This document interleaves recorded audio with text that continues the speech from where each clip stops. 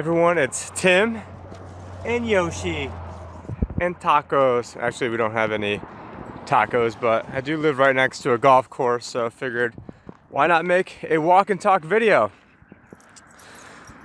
But man, for those of you that were thinking that maybe June was going to be the month, maybe things would finally get back to normal, well, maybe July. But it seems like things are only really progressing from here in terms of the intensity of how crazy things are getting. But what I wanted to do today was, I get a lot of questions. A lot of people have been asking me, what I make of everything.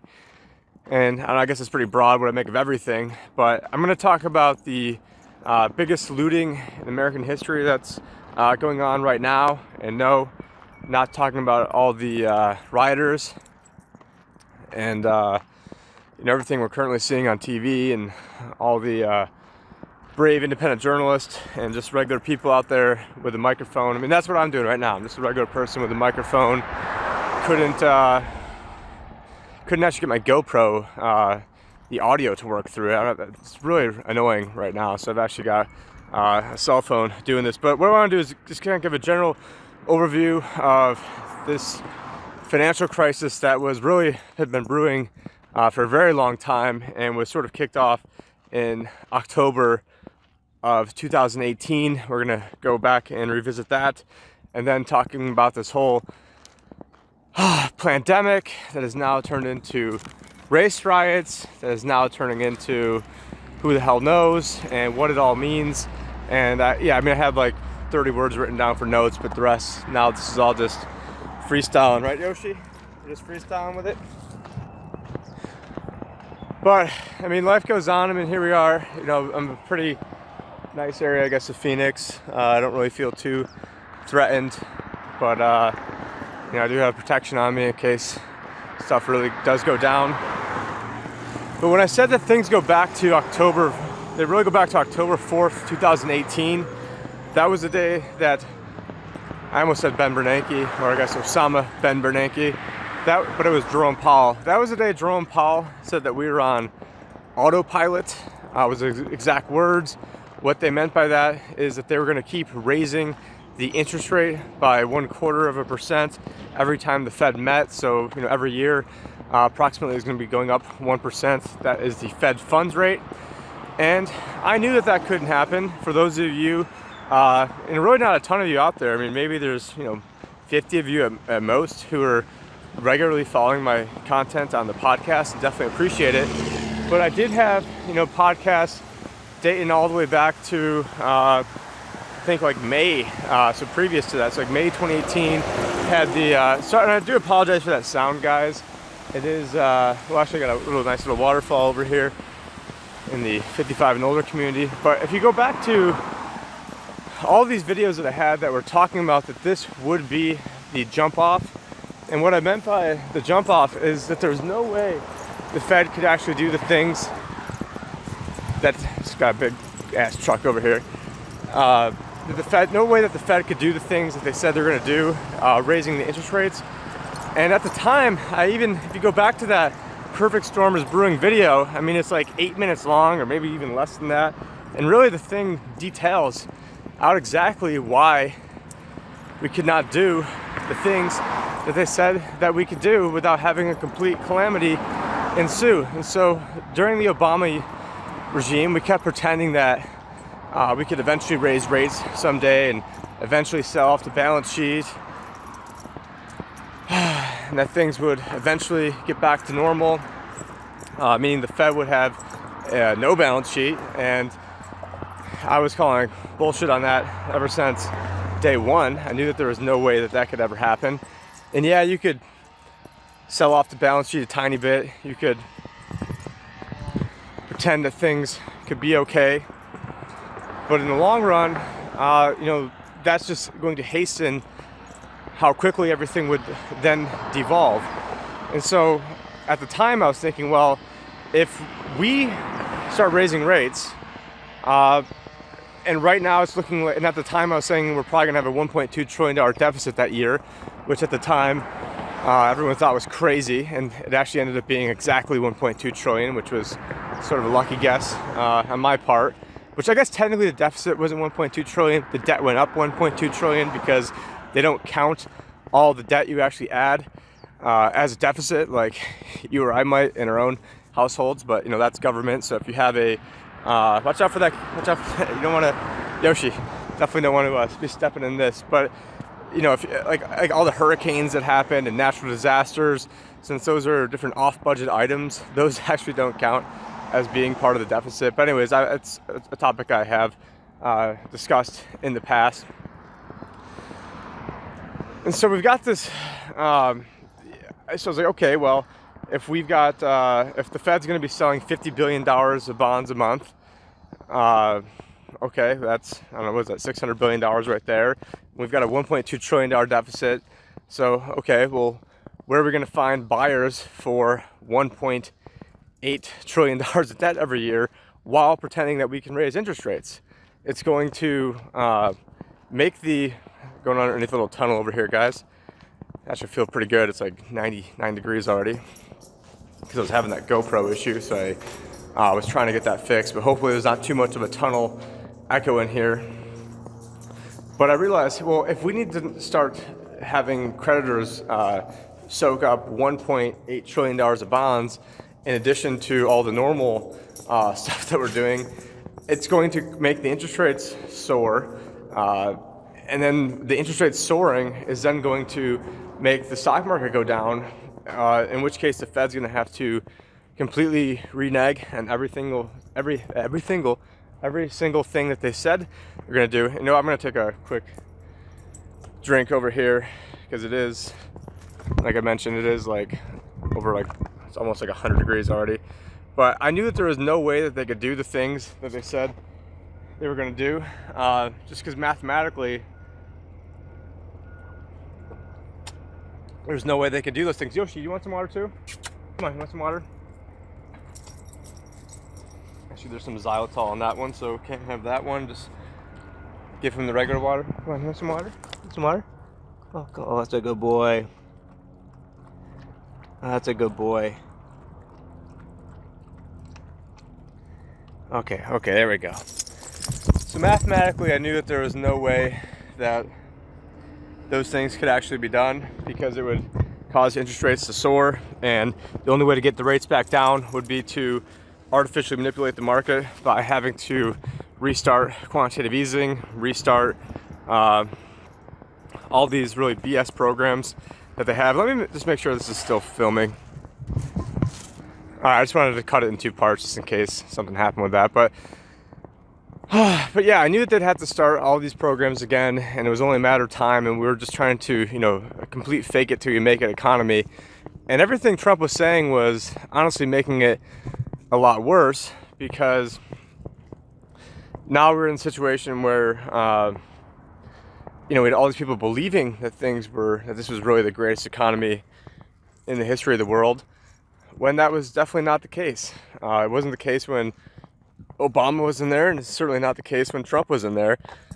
And, you know, everyone knows that, come on, Yoshi, it's really hot here. Let's take a break over here if you're gonna sniff around. I knew that there was no way they could just do these things. And so this whole thing kicks off going back to October 4th, 2018, when Jerome Powell said we're on autopilot. Famously, I guess not famously because nobody really knows, but the day before I had one of these videos where I came out and said there's no way the Fed can do all this stuff, and here's the strategy to be able to get yourself through that. And so late Q4 2018, I mean, the clients that had just started coming on board with me when I left from my previous firm to where I'm at now, they were a little affected because the market went down about 20%. And the Fed then said, oh, we're not going to do any more quantitative tightening anymore. They stopped everything that they were pretending that they could do. And then the market soared, even though the companies weren't earning any more money. And that can be, you know, traced back to speeches I gave at Anarch, Arizona last year, which was actually the first World Alternative Media video that I posted myself.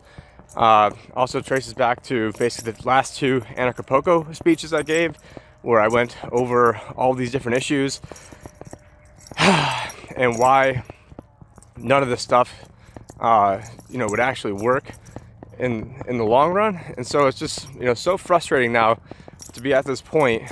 And, you know, kind of skipping ahead a little bit, going back to last September of 2019, you had the repo markets were blowing up.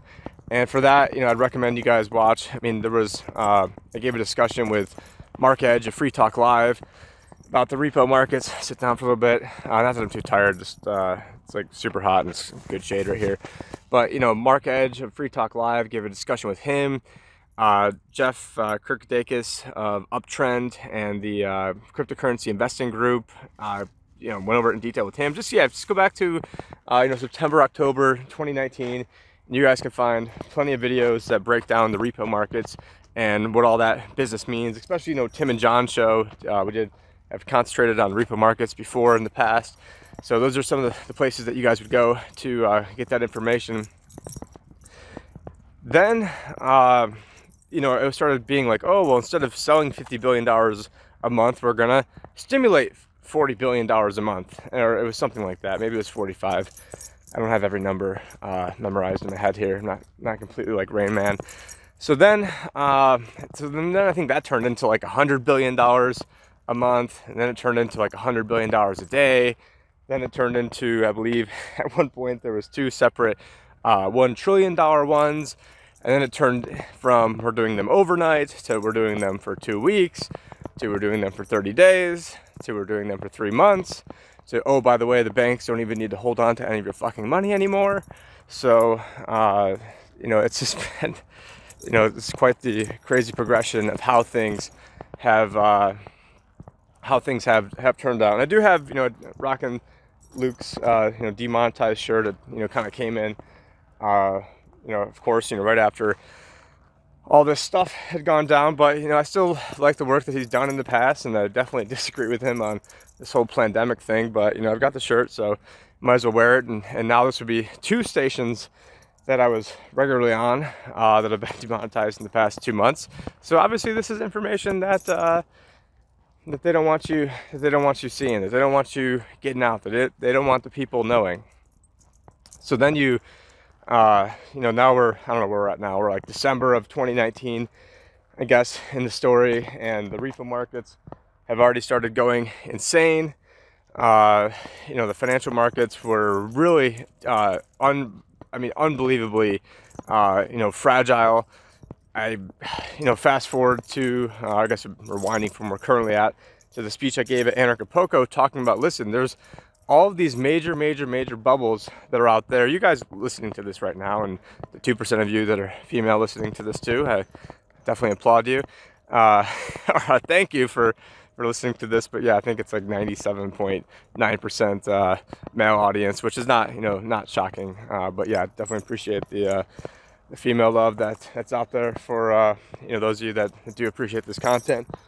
But yeah, I mean, I was talking about the corporate debt market and how that was going to blow up, and essentially what you have is about 30% of investment grade bonds get downgraded to junk, and then that would then, because of the exchange traded funds and the nature of how those work and how those really weren't that much into play in 2008, at least compared to now, that you'd have all this selling, which would then force more selling, and then the funds then wouldn't be allowed to actually hold on to those bonds anymore, because now they wouldn't be investment grade, and it would create this complete cascade effect. So when I was talking about this being a bank robbery, essentially then what happened is in 2000, I guess not 2000, like literally like 2 weeks ago, what happened is the Fed started actually buying up junk bonds, and not only buying junk bonds, they were actually buying, going through another tunnel over here, they were actually buying they're buying the ETFs, and so in some cases buying the ETFs directly from BlackRock, and then BlackRock was the one who was acting as the broker and then getting a commission for being able to sell all the bullshit. And so, I mean, that should be basically like illegal, and that, you know, that pales in comparison to all the looting and all the rioting. Not that these are just, brainwashed, idiots who've been going through, rightfully so, a lot of problems that are basically caused by the Fed. And when I say, the Fed's responsible, I mean, rich people don't riot. And why are people poor? The people are poor because we have a monetary system that sucks the productivity and wealth out of the system and brings it back to the owners of the system. Yes, your money is owned, and it's not your money, it's technically currency, and it says Federal Reserve note on it. Not to belabor this point, because a lot of you guys probably already know this, so I don't need to really go on a rant about this, but watch the video I have on central banks, where it's I think it says like we're all slaves to central bankers or something to that effect. Whoa! Yeah, Yoshi just saw a rabbit and just went nuts. Good thing I was holding on to him a little bit, little tight there. So forgot what I was even saying. Yeah. So go back. So if this is news to you, better late than never. Figuring this out, and this is why I'm putting this stuff out here. Come on, he sees all these rabbits. It's going nuts.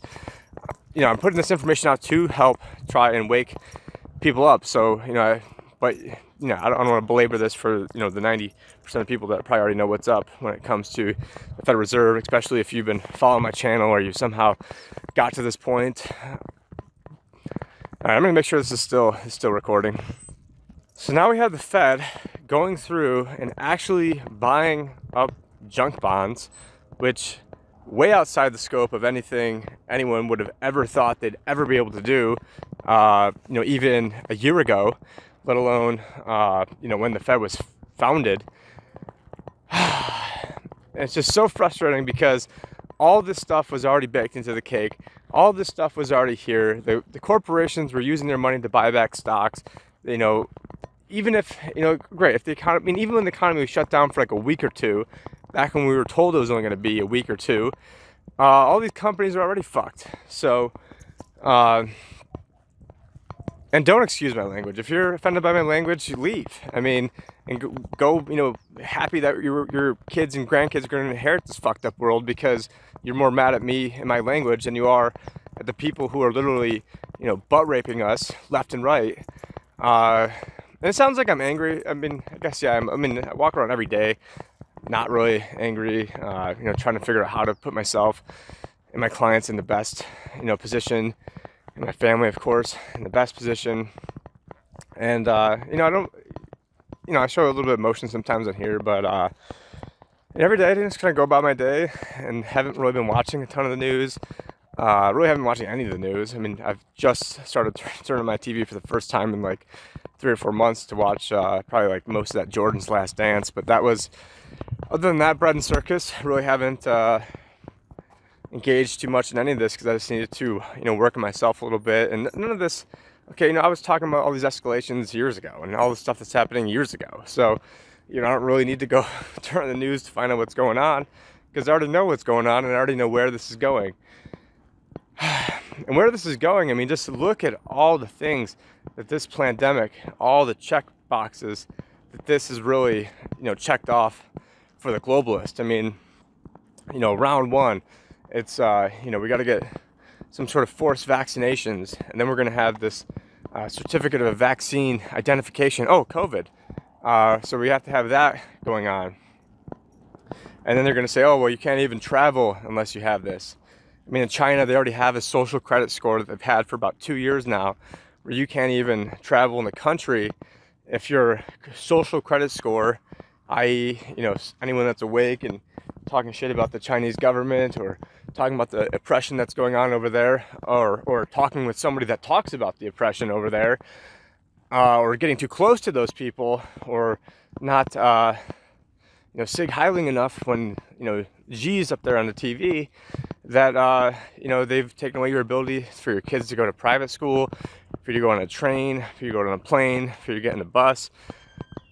Really just to do basic stuff. They've taken away the ability to do that in China.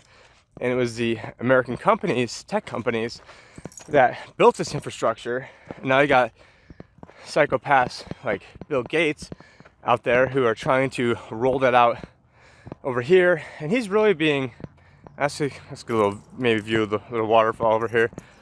But yeah, we got decent views, getting back to the main road over here. maybe Yoshi might want to dip his feet into the water. Probably should have walked the other way, but where was I even going with all this stuff? It's just so hard to keep track of. Oh yeah, so what they're using this for. So we've already seen that they wanted to roll out some sort of digital dollar.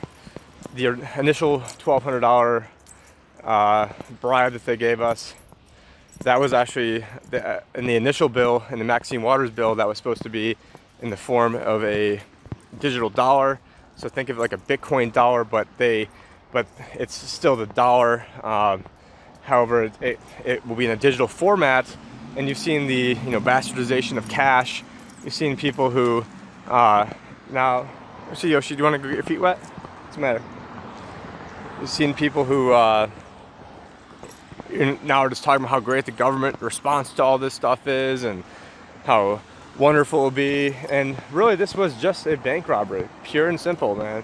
This was absolute bank robbery. What just went on? All these companies were already screwed, and now this was a convenient way to say, oh well, it's not the company's fault that all this stuff happened, that everything was humming along great, and if it was, what are we doing? What you doing, man? Absent this global pandemic that no one besides Bill Gates and Tony Fauci could foresee, that everything would have been going on great. And so what we need to do is we need to rescue all these companies because it was no fault of their own. And we'll just start buying all your fucking junk bonds. But then meanwhile, if even people who have excellent credit right now, Yoshi, what are you doing? Even the people who have excellent credit right now are having very difficult time obtaining. What are you doing?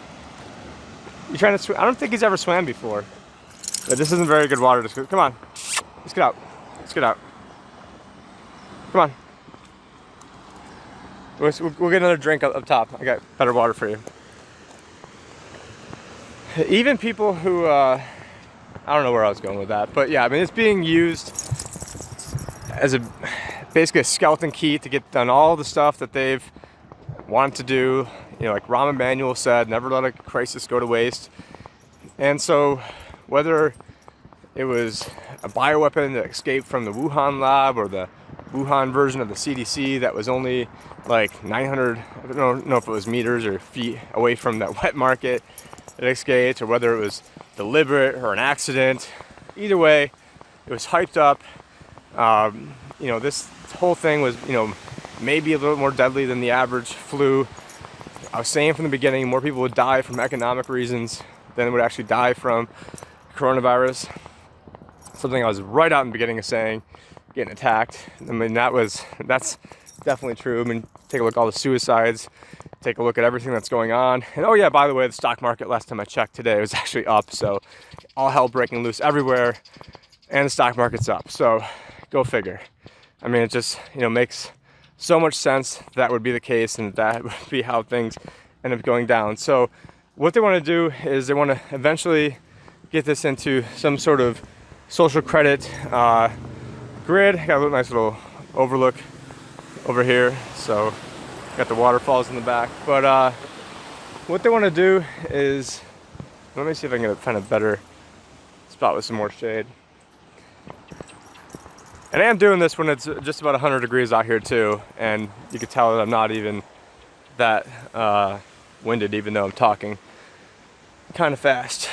But yeah, I mean, this is being used as the scapegoat to roll through every single thing that they've tried to roll through.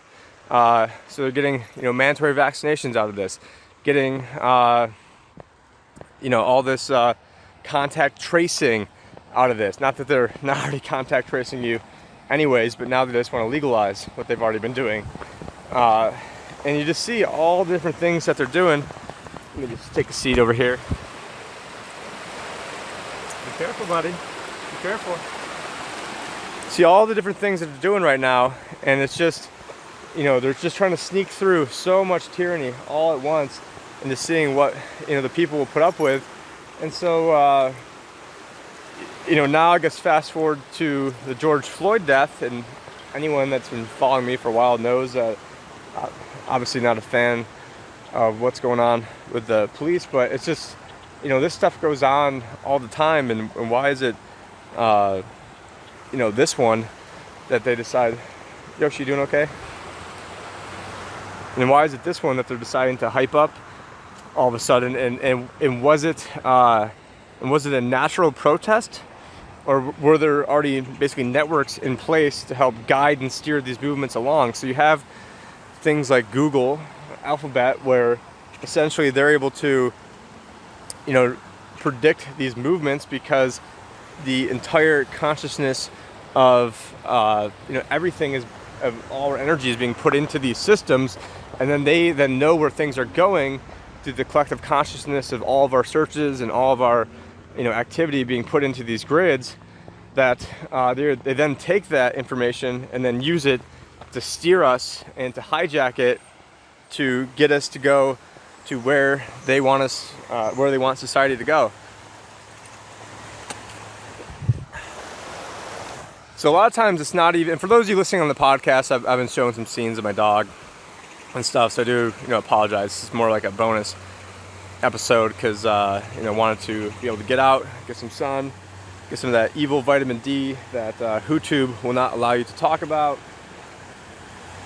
But yeah, where was I going with all this stuff? Yeah, I mean, it's you take a look at these protests, and conveniently there's pallets of bricks laid out there. Oh, there's pre-made Molotov cocktails just ready to be thrown. Oh, there's the first AutoZone that was set on fire, that sort of kicked all this stuff off, was done so by a hey Yoshi. It's all filled with crap now. The first AutoZone that was on fire, I mean, that was very shady circumstances of how that all kicked off. It looked like you got the black guy dressed in all black who had the umbrella, and that sure as heck looked like some sort of Asian provocateur situation. And I think that they spray painted, this is the free shit zone, so it says AutoZone, free shit zone. Yoshi, let's get something to drink. Hold on. Something to drink, buddy? Here you go.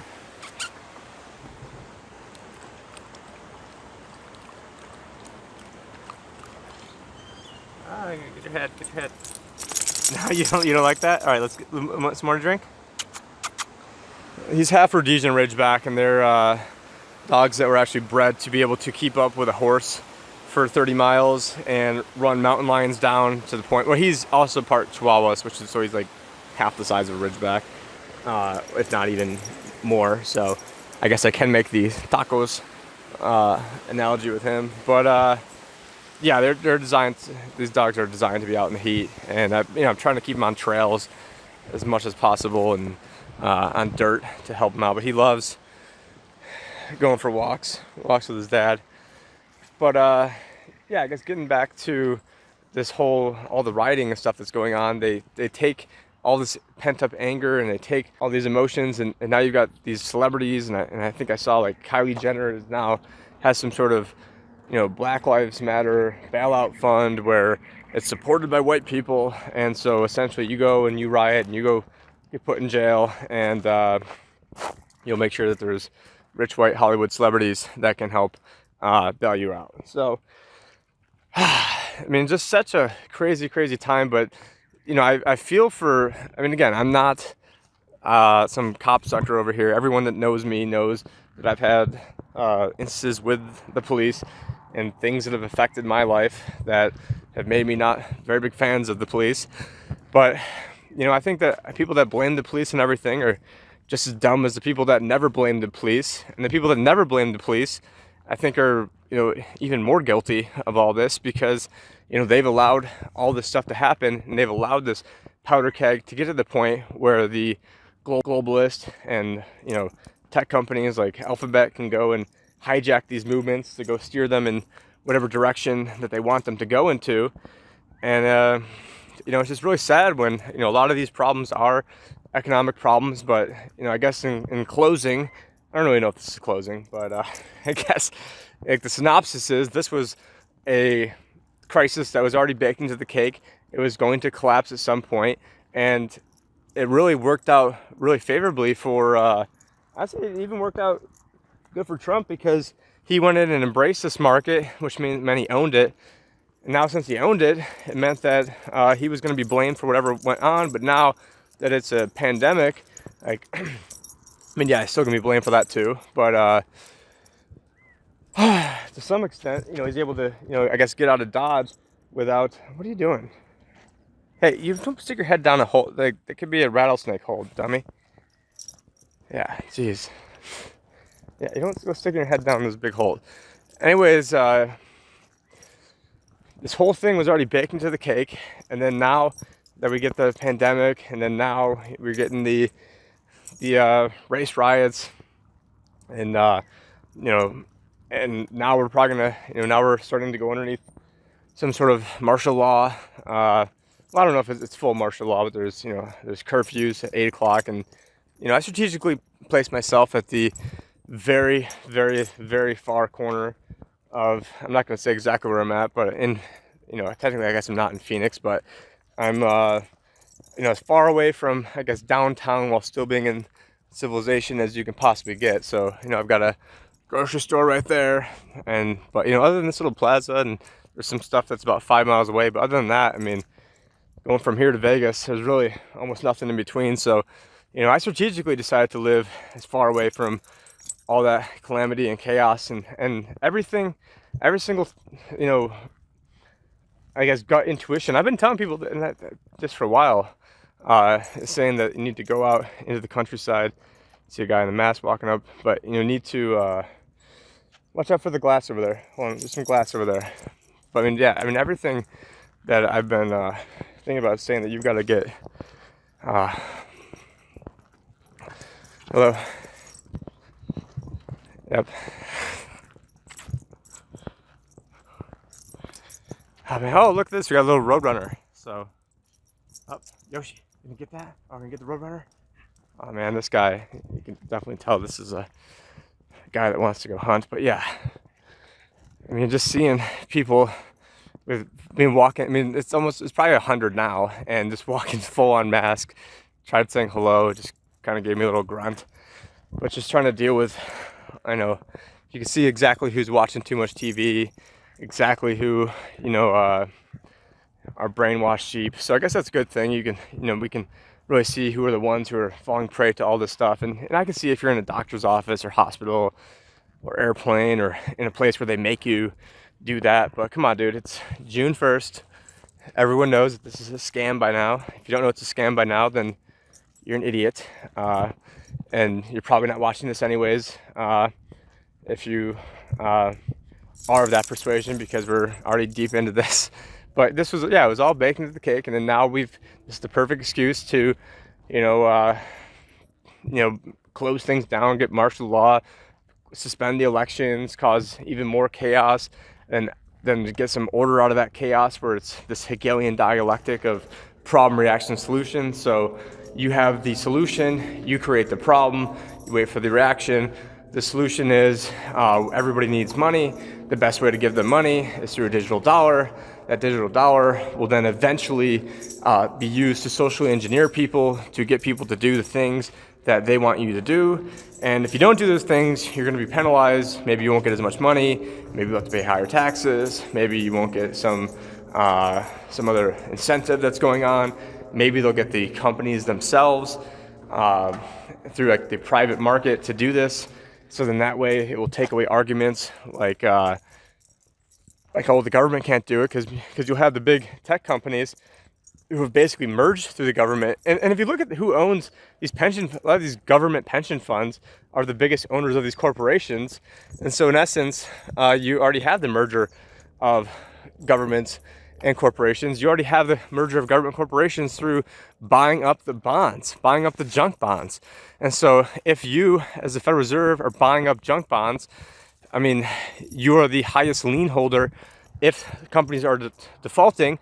And so just, 2 weeks ago when they bought Hertz rental car bonds through one of these big ETF purchases, and now Hertz is bankrupt. So now the Fed owns a whole fucking fleet of rental cars when they never had that money to begin with. They just printed it up out of thin air, digitally, bought the bonds, and now own the world. So, and not that owning Hertz rental car is owning the world, but you guys know what I mean.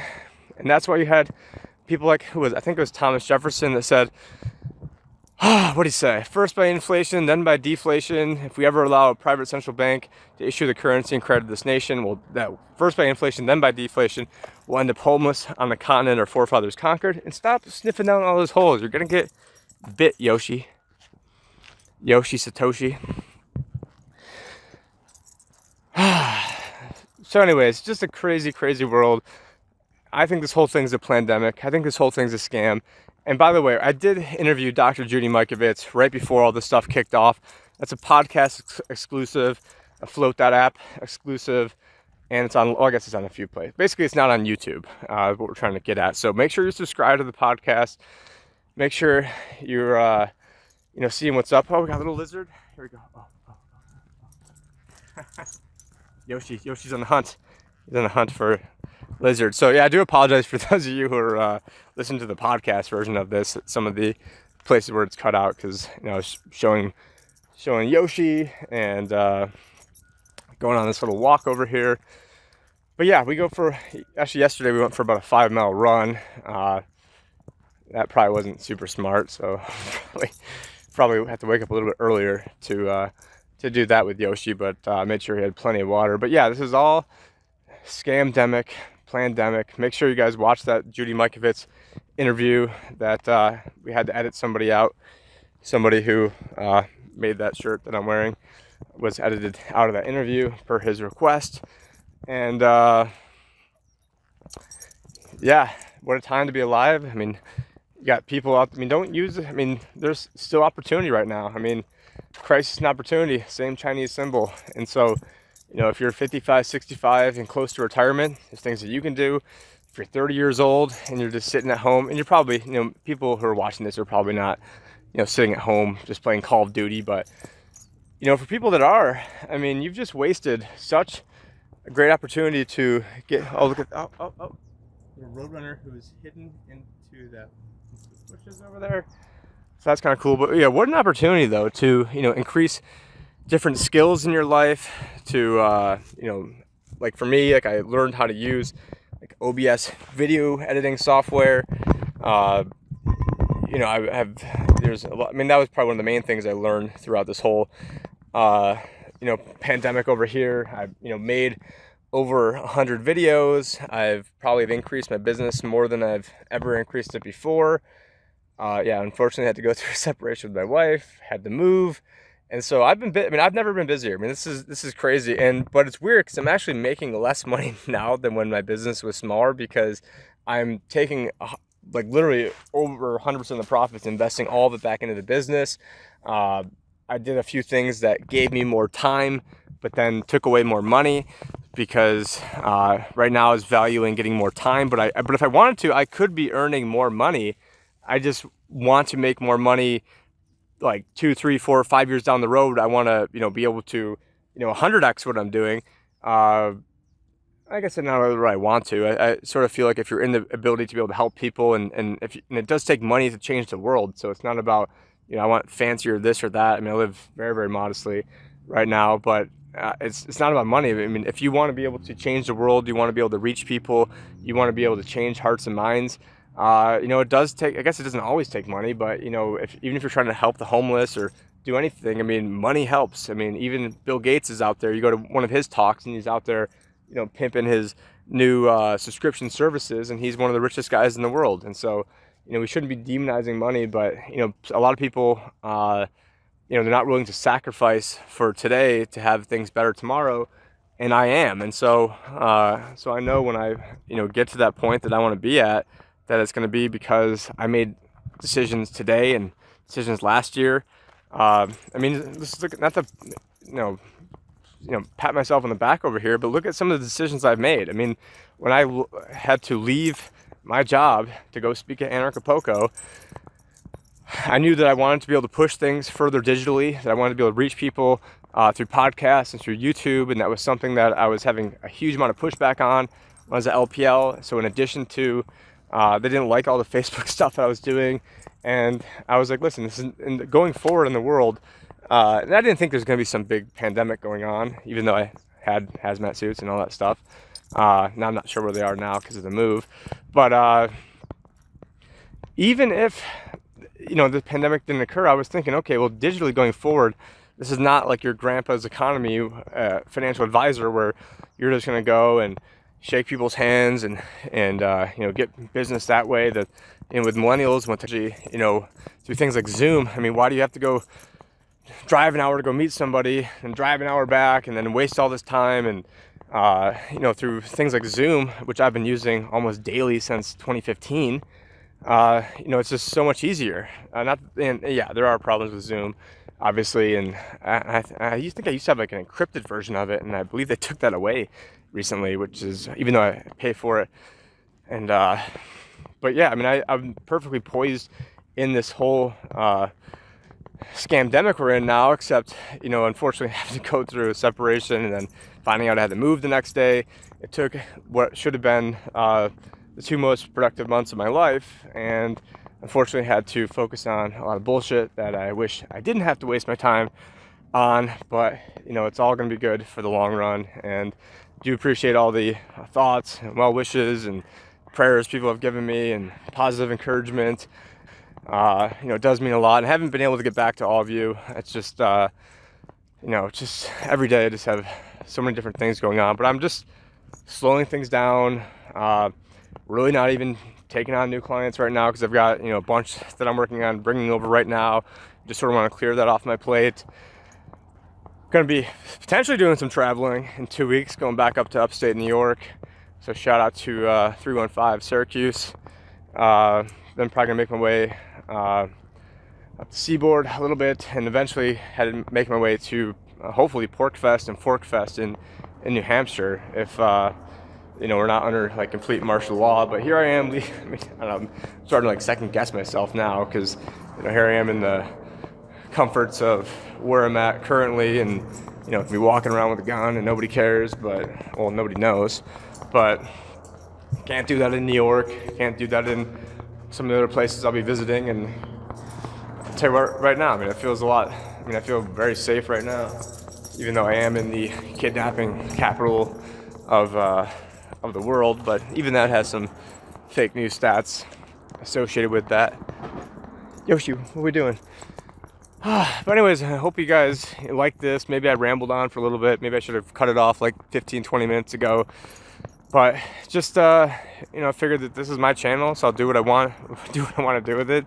And I appreciate you guys who have been watching this and helping us grow. And it's not about trying to get likes. It's not about people amount of eyes that watch this. I want to just put out the content that I want to put out, and I don't want to be censored, and I don't want to.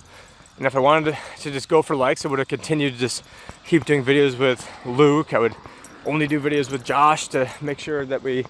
And I'm still gonna be doing videos with Josh, but it's about just doing things on the schedule that I want to do them on, because I'm a busy dude, and there's things that I want to do in the ways that I want to do them. And if I'm running my own channel, then I get to do them that way. So it's very simple. And I think John Snyson's very similar mindset when it comes to all this. It's fun, actually building like an old folks home, I think, over here. That's right next to the retirement community that's behind me, and golf course behind me. And anyways, maybe I'll wake up earlier and do an actual walk and talk on the golf course, and we can do in Jeff Berwick style. And so for those who don't know, Jeff has been going out with some videos where it's like, I'm Jeff and Lucy and tacos. And so we've got Yoshi, who is part Mexican, 25% Mexican, being a Chihuahua. So I think we can get away with that. But anyways, I'm gonna go feed him or give him some water here in the shade. Peace out, guys, and talk to you guys later. Take care.